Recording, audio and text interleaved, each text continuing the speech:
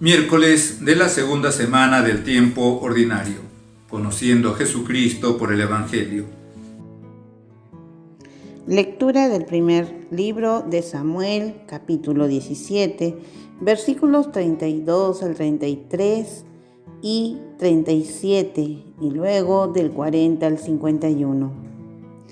En aquellos días, David dijo a Saúl: Majestad, nadie debe desanimarse por culpa de ese filisteo. Este servidor tuyo irá a luchar contra ese filisteo. Pero Saúl le contestó: No podrás acercarte a ese filisteo para luchar contra él, porque eres un muchacho y él es un guerrero desde su juventud.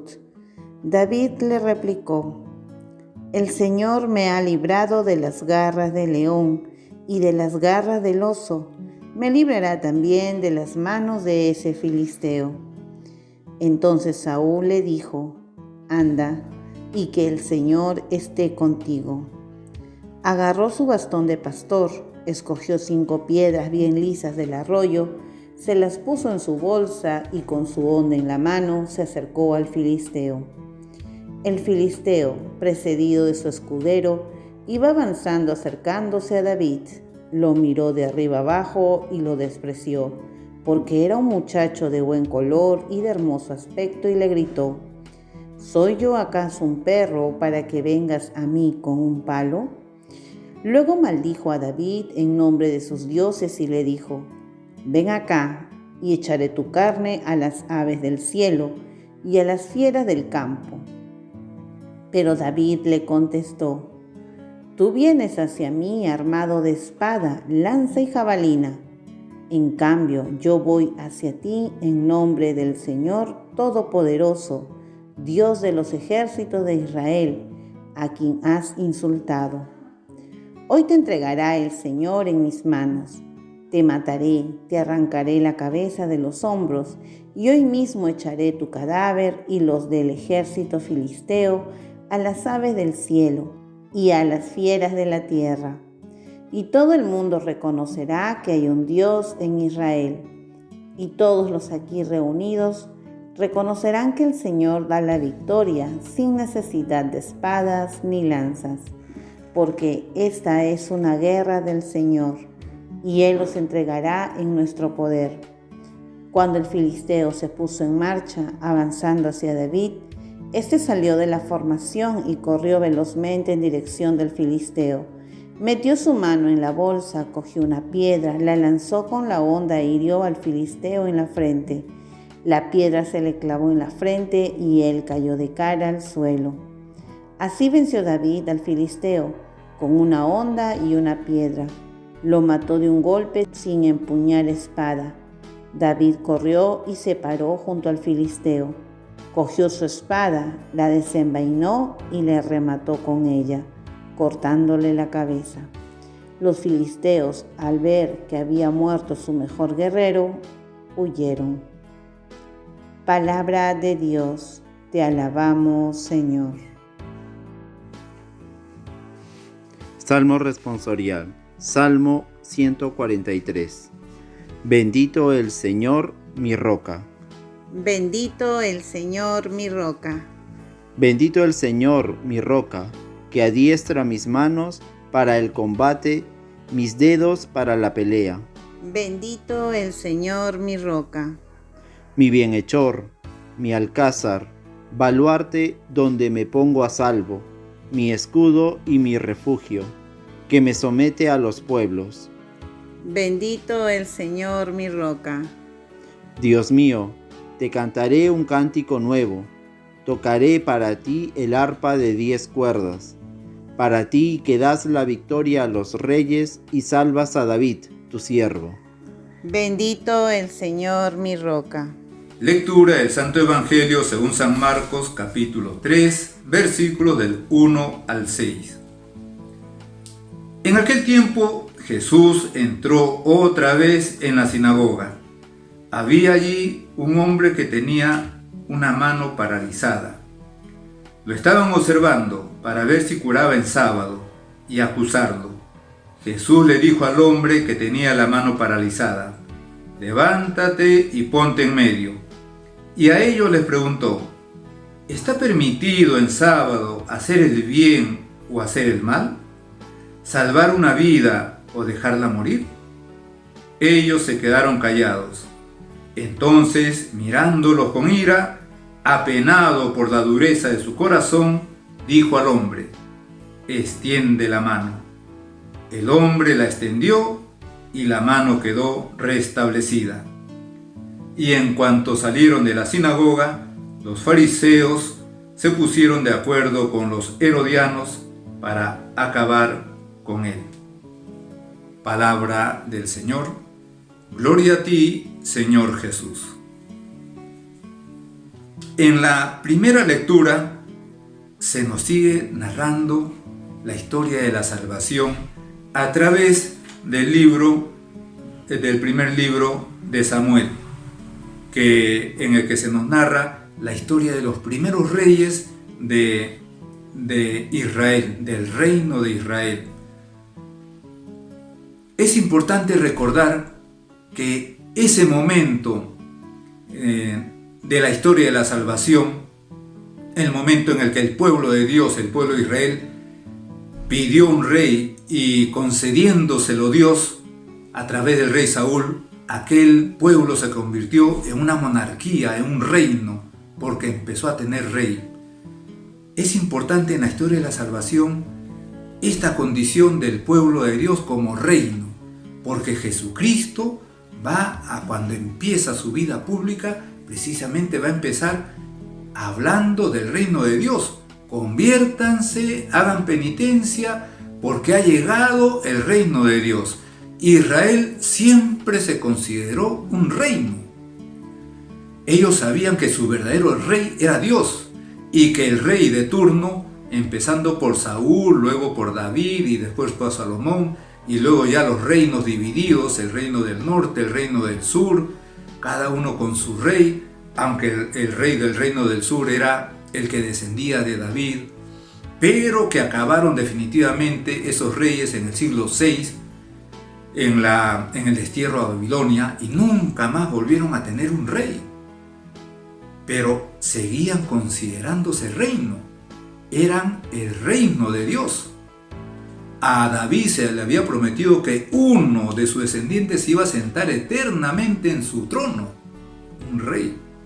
Por eso cuando nuestro Señor, en el proceso judicial que le llevó a la muerte, le van a preguntar, luego tú eres rey, Jesucristo va a declarar, sí, tú lo dices, yo soy rey, para esto he venido, para esto me han enviado, yo soy rey.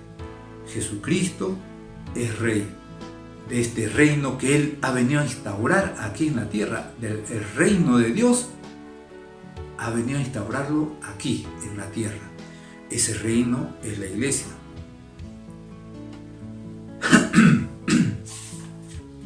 En la primera lectura, decíamos, se hace referencia a uno de esos momentos del reino de Dios, del reino de Israel, sobre todo con la presencia de David.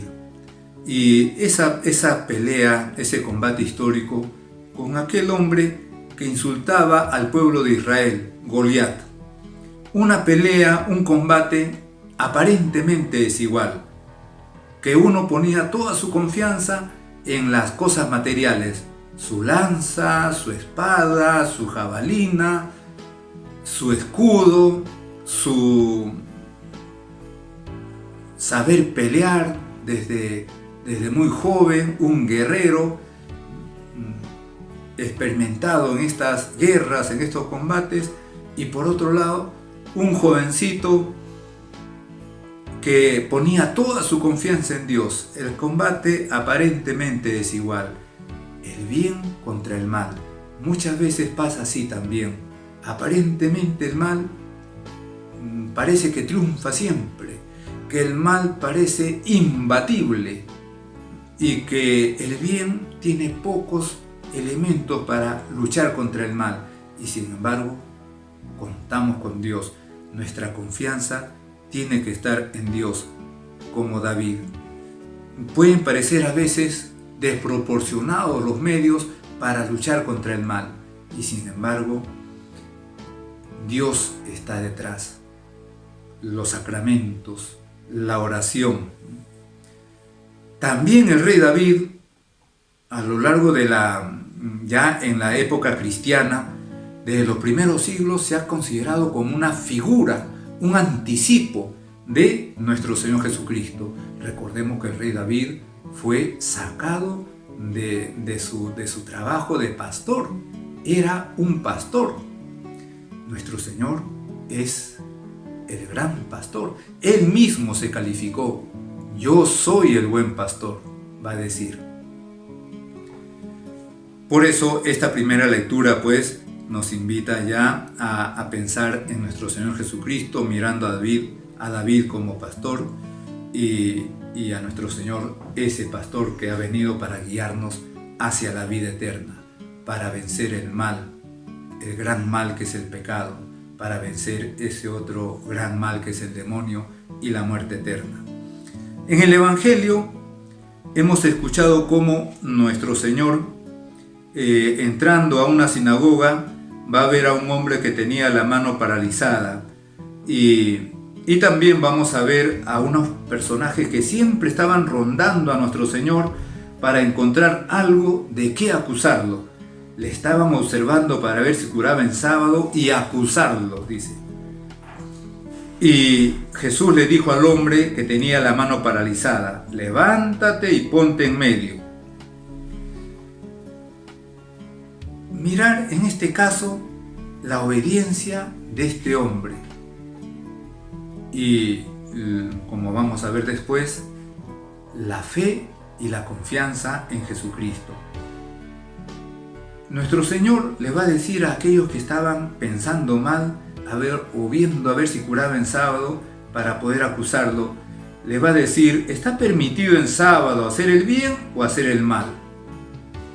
Para esto no había respuesta, porque ellos mismos hacían cosas en la necesidad que tenían, aunque no estaba permitido en sábado según sus propias normas, porque también hay que recordar que las leyes dadas por Dios a través de Moisés, esas leyes fueron adicionadas, aumentadas con muchas pequeñas normas inventadas por los sabios de Israel y que hacían mucho más difícil vivir pues esa entrega, ese servicio a Dios. Y por eso Jesucristo le pregunta: ¿está permitido en sábado hacer el bien o hacer el mal? ¿Salvar una vida o dejarla morir? Ellos se quedaron callados. Y es cuando nuestro Señor va a sentir pues una gran pena por la dureza de su corazón. Dureza de su corazón. Jesucristo sigue acompañándonos ahora. Jesucristo sigue viéndonos ahora. Jesucristo está presente entre nosotros de manera sacramental. Se hace presente en cada Santa Misa. Se queda entre nosotros bajo las apariencias de pan y vino en el sagrario. Jesucristo está entre nosotros. ¿Y cuántas veces nuestra dureza de corazón le seguirá dando pena? Ellos se quedaron callados, entonces mirándolos con ira, apenado por la dureza de su corazón. Decíamos pues que eso sigue siendo actual. Este Evangelio, esta mirada de nuestro Señor, este sentimiento de nuestro Señor, la pena por la dureza de su corazón, puede ser también motivo para interrogarnos. No vaya a ser que mi corazón esté endureciéndose. No vaya a ser que mi corazón se esté poniendo duro y entonces es el momento de volver a sentir su mirada, como la sintió, por ejemplo, San Pedro. San Pedro negó al Señor, pero en un momento determinado sus miradas se cruzaron y Pedro recordó lo que Dios le había dicho, Dios hecho hombre, Jesucristo. Antes que el gallo cante 2 veces, me habrás negado 3 veces. Y entonces lloró amargamente su pecado y rectificó. Y entonces nuestro Señor, siguiendo el relato de San Marcos, le dijo al hombre que estaba con la mano seca: extiende la mano. El hombre la extendió y la mano quedó restablecida. Extiende la mano y la extendió. Eso supone fe, supone obediencia, supone confianza en Jesucristo. Aquel hombre que no podía, que tenía la mano seca, no podía extenderla, no podía manipular nada que quisiera, pues obedece porque tiene fe, tiene confianza en Jesucristo. También a veces podemos encontrarnos en nuestra vida personal, en nuestra vida espiritual, con situaciones, con modos de ser, con costumbres, hasta de repente con vicios en nuestras formas de actuar, que podemos pensar: yo soy así, a mí nadie me puede cambiar. Y entonces hay que recordar esto que dice aquí nuestro Señor: extiende la mano. Y el hombre la extendió y la mano quedó restablecida. Decíamos que hace falta fe, hace falta confianza en Jesucristo y obediencia. Pero ¿cuál fue la reacción de aquellos que estaban observando a ver si curaba en sábado para acusarlo? Pues dice San Marcos: en cuanto salieron de la sinagoga, los fariseos se pusieron de acuerdo con los herodianos para acabar con él. Realiza un bien, ¿y cuál es la decisión? Matémoslo, acabemos con él. Pero peor aún, porque se pusieron de acuerdo fariseos y herodianos. Eran enemigos. Los fariseos eran totalmente contrarios a los herodianos. Los herodianos eran personas que apoyaban a la familia de Herodes y por lo tanto apoyaban al imperio romano. Eran considerados traidores. Y los fariseos eran personas que querían vivir bien su fe judía y por lo tanto eran, podríamos decir así, nacionalistas. La sangre, la fe judía. Eran enemigos, pero para el mal se juntan. Los fariseos se pusieron de acuerdo con los herodianos. ¿Pero para qué se pusieron de acuerdo? Cuando no se ponían de acuerdo para nada, pues para acabar con él, para acabar con Jesús. El mal se une contra el bien.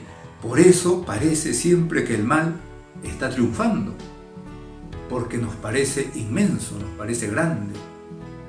Se unen, el mal se unen para hacer más mal. Y sin embargo, nosotros contamos con nuestro Señor Jesucristo. Este Evangelio nos anima a seguir poniendo nuestra fe en Jesucristo, a seguir poniendo nuestra confianza en Él y a seguir, por lo tanto, profundizando y haciendo más fuerte nuestra fe para que triunfe el bien sobre el mal. En el nombre del Padre, y del Hijo, y del Espíritu Santo. Amén.